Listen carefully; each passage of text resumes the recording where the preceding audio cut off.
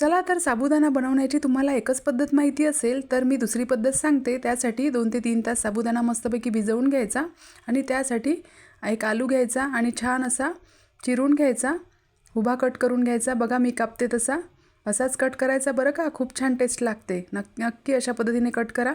आणि आता या भिजवलेल्या साबुदाण्यामध्ये शेंगदाण्याचा कूट माझ्याकडे ऑलरेडी आधी तयार होता, तुमच्याकडे नसेल तर तुम्ही शेंगदाणे भाजून तयार करून घ्या। यामध्येच थोडं मीठ घालायचं, छान असं मिक्स करून घ्यायचं।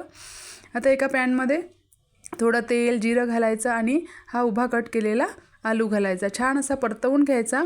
थोडं मीठ घालायचं, मीठ टाकल्याने आलू पटकन शिजतो। आणि आता त्यामध्ये लाल तिखट घालायचं, मला लाल तिखटाची उसळ खूप जास्त आवडते, खूप छान टेस्ट येते।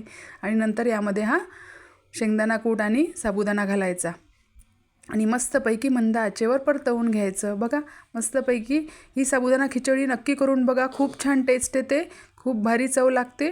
नक्की अशा पद्धतीने करून बघा आणि चॅनलला नक्की सबस्क्राईब करा। चला या खायला।